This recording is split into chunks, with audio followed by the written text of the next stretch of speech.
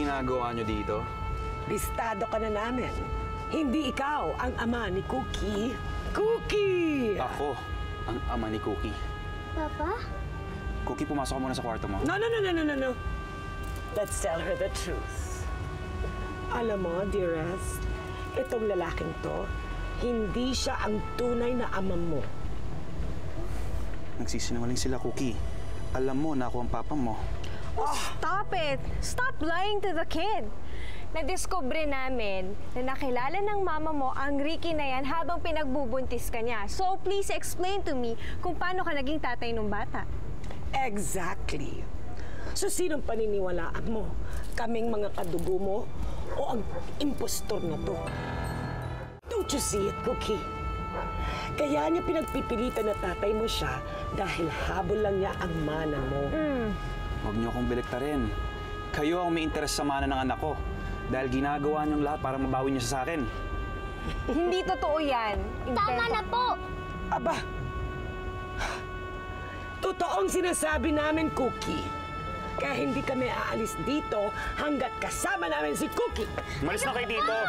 Tigilan niyo na kami, Yvonne at Tasha, okay? Hindi! Impostor ka! Paano namin ikaw iiwanan sa lalaking to? Baka kung anong gawin niya sa'yo. Kayo nga po ang palagi may masamang ginagawa sa akin eh.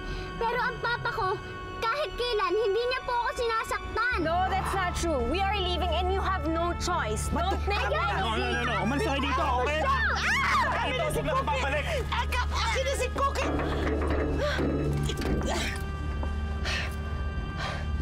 Yung lalaking yan, hindi natin siya titigilan hanggat hindi natin mabawi si Cookie sa kanya. Onyok! Alis na tayo!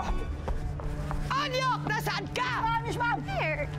Flat yung gulong, Ma'am eh. Palitan ko pa.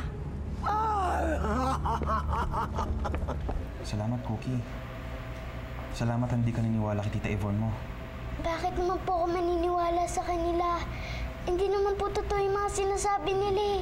Nagsisinungaling po, di ba? Papa, di ba po kayo po yung papa ko? Cookie, kailangan mo makinig ng mabuti. Tama ang sinasabi ng Tita Yvonne mo. Hindi ako ang tunay mong papa. Po? Ano sabi niyo po? Kayo si Richard Cruz. Sabi niyo po, kayo po yung papa ko. Hindi. Hindi ako ang papa mo. Kapangalan ko lang. Nung nalaman ng mama mo na may Richard Cruz sa bilangguan, pinuntahan niya ako. Pinagbubuntis ka niya ng panahon na yon. Naging magkaibigan kami.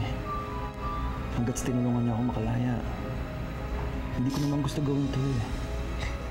Gusto lang naman kitang ilayo sa mga taong wala namang ginawa, kundi saktan ka. Pero niloko niyo ako. Nagsinungaling kayo sa akin. Niloko niyo lang ako. Cookie! Cookie! Cookie? Cookie? Cookie!